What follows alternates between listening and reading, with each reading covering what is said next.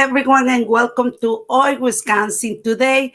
Bienvenidos a Hoy Wisconsin Today. Halloween Kills is heading into Halloween weekend, and today I have the pleasure to interview the actor James Jude Courtney, who plays the unique role of Michael Myers, aka the Shape, in the film. He also was in the 2018 film Halloween and will be in the upcoming and opening in 2022. Hola amigos, ¿cómo están? Ya Halloween Kills se dirige al fin de semana de Halloween y tengo el placer de entrevistar al actor James Jude Courtney, quien interpreta el papel iónico de Michael Myers, también conocido como The Shape. En la película, también estuvo en la película en el 2018 Halloween y estará en la próxima apertura de Halloween en el 2022. Así es que le queremos dar la bienvenida a James Jude Courtney. Así es que welcome James Jude Courtney a Hoy Wisconsin Today. How are you today? I'm doing so well, So good to see you, Mariela. Thank you so much. I'm so happy, so excited. I just can't believe it. I just want to say that I'm also your fan number one because you have super fans everywhere around the world. Tienes muchos fanáticos a través del mundo. Soy tu fan número uno también. Oh, thank you so much. Yeah, I'm so blessed to be able to, doing this role, to connect with beautiful people like yourself. And the fan base is amazing. Thank you so much. I want to tell us a little bit about your childhood. I know you born in Cleveland, Ohio. Then you move to to South Carolina, correct? Yeah, Columbia, South Carolina. Yeah. Columbia, South Carolina. And then you went in a trip to Hollywood in a motorcycle. And then you ended up in Hollywood as a tour guide. Tell us a little about that. Well, you know, being born in Cleveland, Ohio, my father, it was a beautiful childhood. I have 6 younger brothers. We, played football and basketball and, all the things that children do. And I had 2 very wonderful parents. My father always, he shot with a 8mm camera. He shot all of our football games, all of our basketball games, Christmas, birthdays, Easter. So I, grew up around the camera, and then in 5th grade, I stole my father's camera and started making my own films. And then at 14, we moved to Columbia, South Carolina, which was a really, really great move for us. My family, like any family that has emigrated from one place to another, we thrived. And so my family has come down here and become very successful in politics and in business. And I went to the University of South Carolina and majored in journalism, broadcasting journalism, actually, Mariela. Wow. If I were doing what I'm doing now, I would be doing what you're doing. Wow. Yeah, and it was a 6th ranked journalism school in the nation. We had Pulitzer Prize winning professors, Emmy Award winning professors. And then when it was time, I jumped on a motorcycle and rode across the United States with my brother Bill and my friend Wayne. And ended up in California.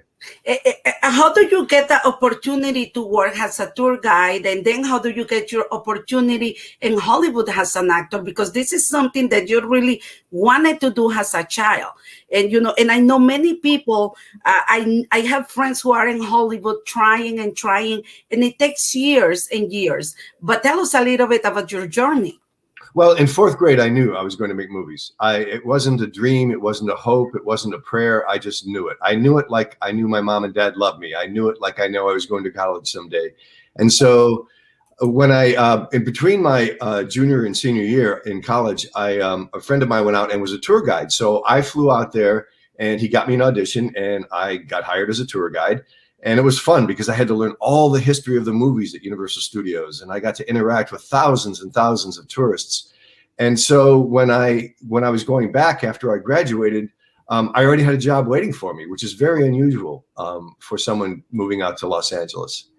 Correct. It is unusual because it takes years. How do you feel now? Because you have a career, you have done a lot of movies, you have worked with Tom Cruise, with Andy Garcia, and many other Hollywood stars. How do you feel right now in your career? I feel blessed. Because this is the culmination of so much work and years and years of study, years and years of practice, years and years of of just focusing. And I have to say, you know, talent really matters. We have to be honest with ourselves where our talents lie. Hard work really, really matters, because without hard work, we will never succeed. But the most important thing is persistence. Persistence is omnipotent. As I look in the rearview mirror of my life, the highway is littered with bodies of people who quit too soon. That's true. Thank you so much. Any advices that you want to give to anyone who is watching this interview? Because, you know, like you are saying, persistent, don't give up. But what will you say to someone who wants to be an actor, or maybe a kid who have watched the movies and, you know, and love scary movies, but not just scary, do anything in Hollywood? Well, you know, kids these days have a definite advantage over myself. I mean, when I started making my own movies in 5th grade, I had to pay for the film. I had to pay for the processing. I had to edit manually. And so, you know, for a kid in 5th grade, I didn't have a lot of money. We didn't have a lot of money. So that was really difficult. I was working a paper out, and I spent my money on the film. Nowadays, these kids have computers and they have phones. And so I would say, if you want to make movies, pick up a phone, make a movie. Most importantly, though, study the films that you like. Look at the way they edit. Look at the way they frame the picture. Listen to the sound. Listen to the music, because the information is all there. And then what I would say is do it. Do it every day. Think about it. Learn. Grow. Thank you. That's a great advice. Now let's talk about Halloween weekend and the Halloween Kills. Now, I know you have done this role back in 2018. You will be in the Hollywood in 2022. But tell us a little bit about how do you get this role? Like, did an audition? How was the process for the Halloween? Well, I think, you know, some things in life are meant to be. I think, you know, the definition of luck is where opportunity meets preparation. Clearly, for decades, I've been preparing with all the work I've done. I've also worked on myself psychologically, emotionally, spiritually. I've worked with shaman in South America and North American native shaman, African shaman, to explore the depths of what it means to be a human. So what happened was the stunt coordinator in 2018, who stunt coordinated the Rob Zombie films, read the script, and he called David Gordon Green, the director, and he called Malik Akkad and said, "Hey, this script is different than anyone we've ever done before. You're going to need an actor with really deep acting chops who's a really, really good stuntman, and there's not many men that can do that, not many of us around." So David Gordon Green said, well, he needs to be 6'3", 200 pounds, and he has to be in his 60s. Do you know anybody? Ron said, I know one man, Jimmy Courtney. And so they called me down for an interview in Colombia. And oddly enough, they're shooting in Charleston. They would have been flying me back from Los Angeles had I still lived in Los Angeles, but I'm back in South Carolina now. So I drove down there. They put me on tape, and I didn't even get out of the parking lot. And Blumhouse called me from California and said, "Are you available?" I said, yeah, of course, of course. And so I didn't even get to the freeway 2 miles away. They called me again and said, "Hey, David Gordon Green wants to meet you." And the rest is history.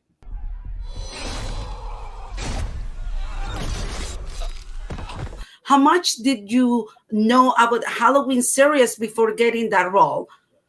Well, I saw the first one in the theaters when I was in college. And as the story goes, and it's absolutely true, I brought a date to that movie, but I don't remember who she is.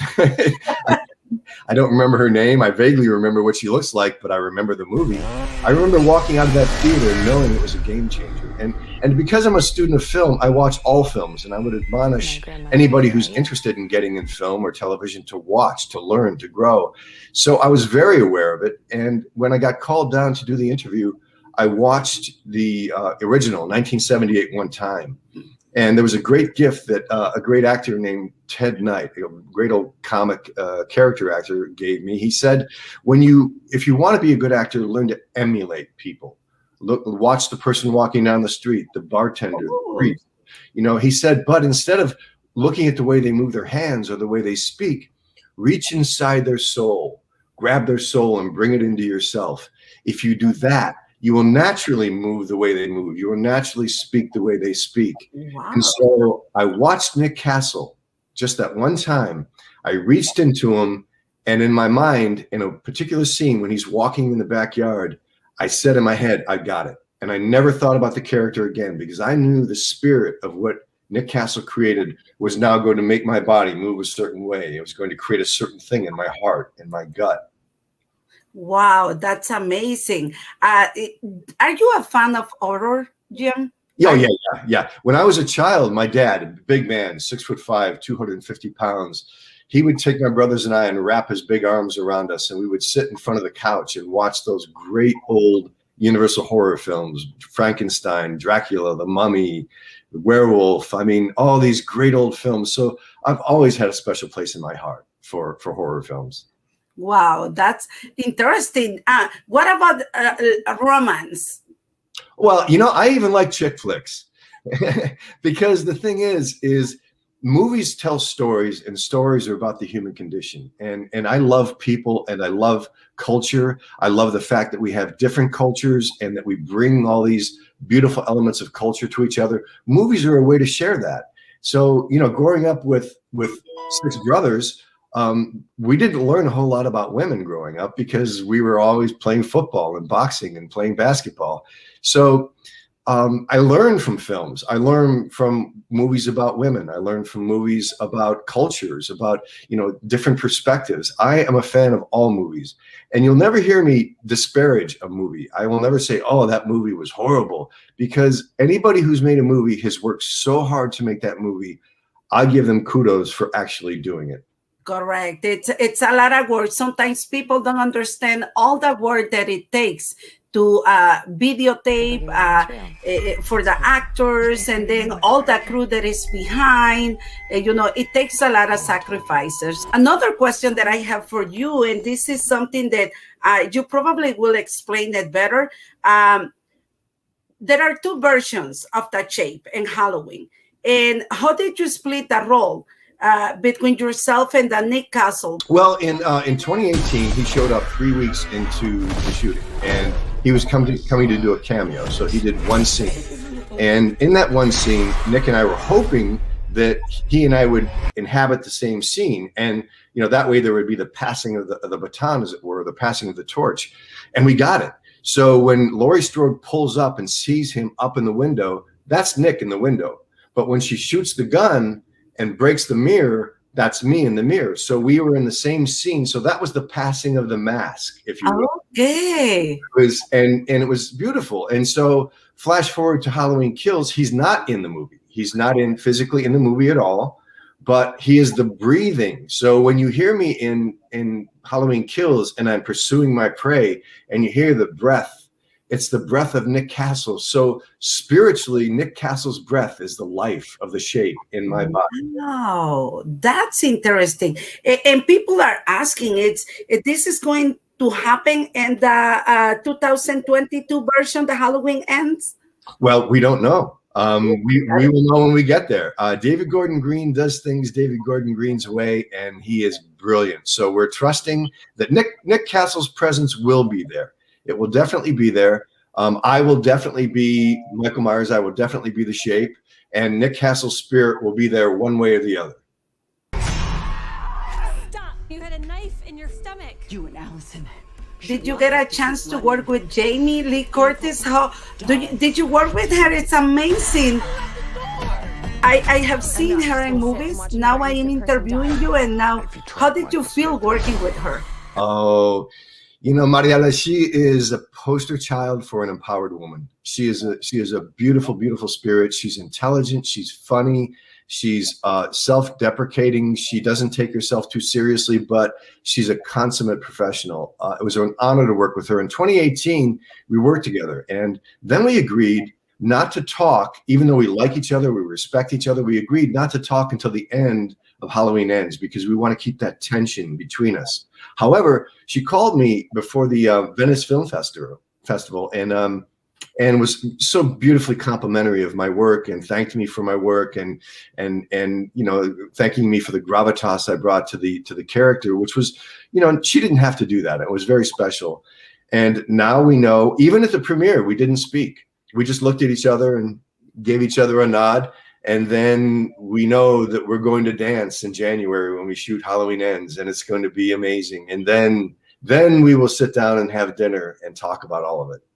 Great. My kids, Johnny and Ian, they don't like, scary movies, but Halloween is a movie that we are going to watch. And then I was telling them this morning that I was going to interview you.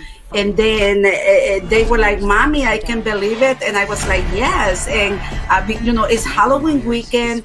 And now what surprises, for all the people who are going this Halloween weekend to watch the Halloween Kills, what surprises are in the movie? We don't want to spoil. My son is like, Mommy, don't spoil the movie. And I know we are not going to do that. But what surprises do we have, Jim? Well, I would say that the without spoiling anything, if you enjoyed 2018, Halloween Kills is like Halloween 2018 on steroids. It's bigger, it's more powerful, it's more brutal. Everything is up and bigger, and so I think if you like 2018, you're going to love Halloween Kills. Perfect. And what about the mask? Tell us a little bit about the mask. And you have it behind. I love it. It's behind you. Tell us a little bit about that. Well, this mask, by the way, is a mask I wore in 2018. The mask I wore in Halloween Kills, I will receive from Blumhouse now that the movie has been released. This mask was created by Christopher Nelson, the special effects makeup person who has won an Academy Award and has won Emmys. That mask is molded to my face, so it fits only me, which is why in 2018, when they shot Nick Castle in the window, they had to use a very long shot because his face is different. So it made the mask morph. Only I can wear that mask and make it look like that. And Christopher designed it that way. So this mask, they went out, they did a plaster cast of my face, then they sculpted my head, and then they built the mask around my face. I can't put that mask on alone. I need Christopher or one of his assistants to put the mask on and take the mask off. And once that mask goes on, Mariela, you don't want to be standing next to me. Oh my God. I can't wait. If I have that chance and the pleasure, I will travel to meet you. And it will be really nice to meet you in person. You seem down to earth. How it feels to be that famous, Jim, because I know I was calling you James, but you were saying Jimmy, James. I'm like, oh, maybe I'm allowed to do that. But down to earth, you are a down to earth person. You are so famous and you have done so much in your life that people can approach you. And you are such a nice person. Oh, thank you. That's very kind of you to say. I have to say, my father and mother were really special people. They raised us very well. They were very, very generous people. In addition to my 6 brothers, my mother and father took in 27 foster babies from the time they were born until they were adopted on their own dime. They paid for it themselves because my mother knew that from a time a child is born, imprinting, looking in the eyes, singing to the child, holding the child, playing with the child was so important to their brain development, to their heart development. So I was raised by parents who were built for service and believed that we were put on this planet to make the world a better place, and really do, to live the teachings, to care about people who are less fortunate than ourselves, to recognize every human being as a brother and sister. And so that gift has allowed me to look at human beings when I meet them, whether it's in conventions, on the street, when I work with them. I recognize every man and woman and child as my brother and my sister, which makes it easy for me to love people. Oh, that's nice. What your family says, your new generations, I believe they are amazed for everything that you have done, and you are passing that on to every single person that your family members. Oh yeah, and I have to tell you, my brothers are very good athletes. I'm very proud of my nieces and nephews.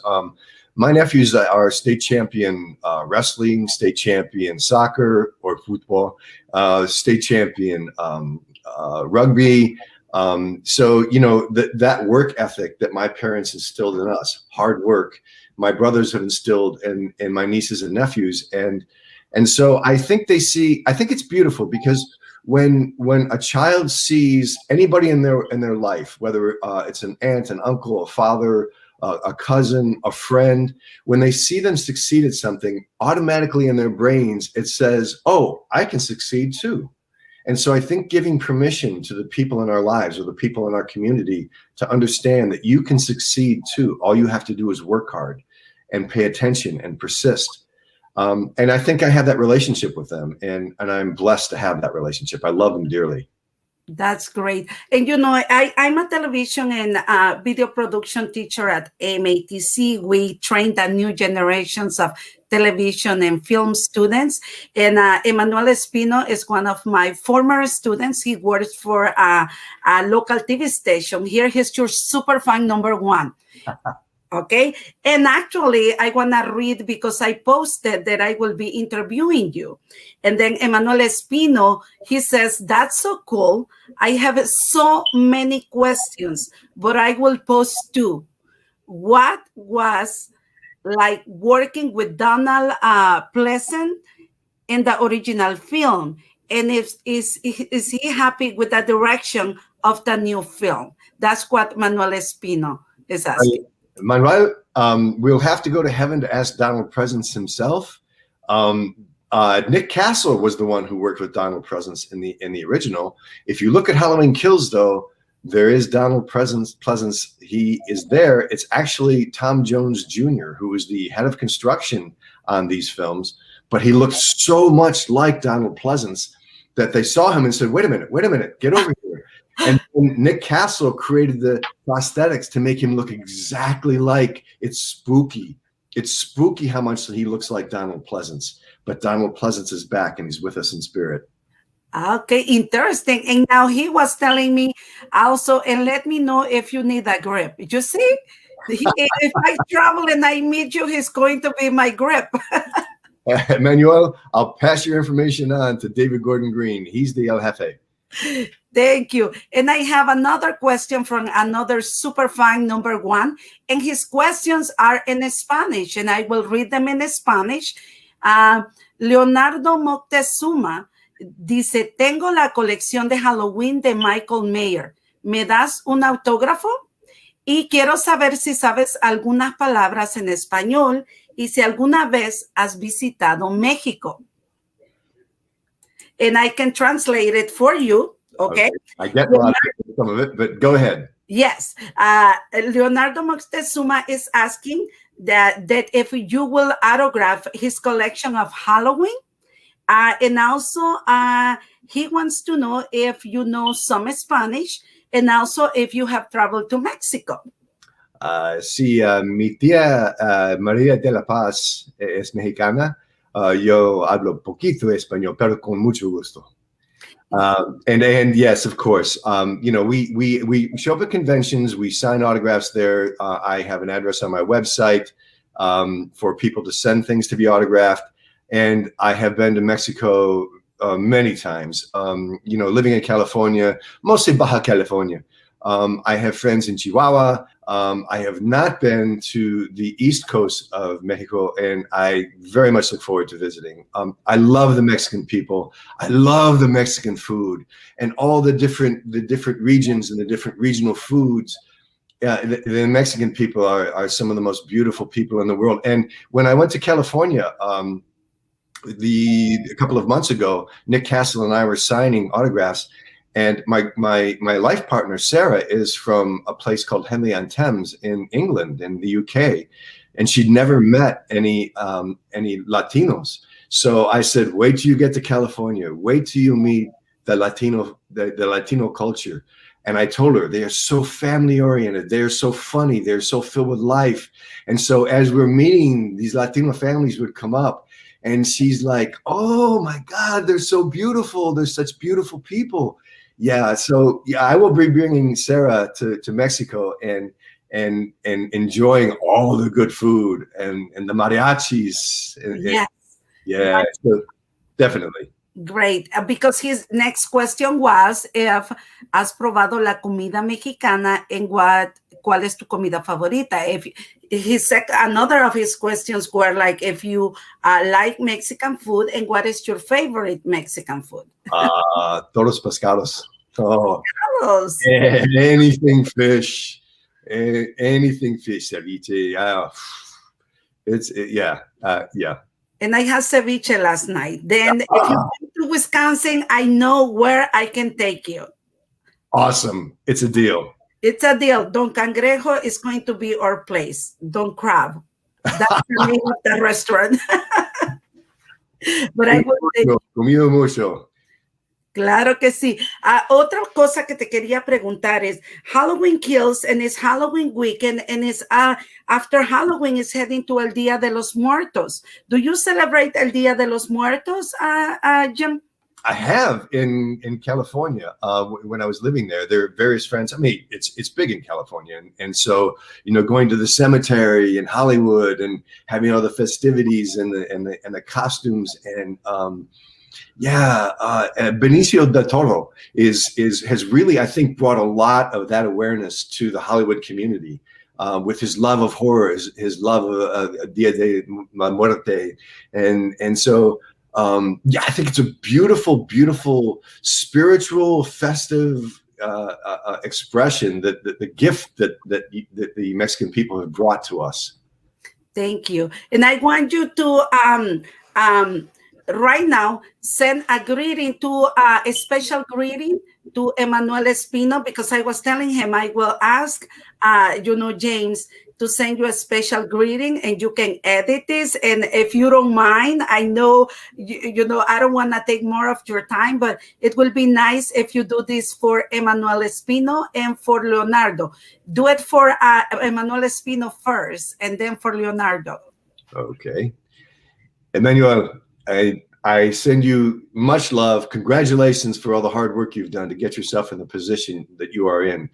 Lo siento, I can't do it in Spanish because my language is limited, but I honor you for your hard work and I honor you for your path. Be persistent, my friend. Be persistent. You will gain your dreams in multitudes if you stay persistent.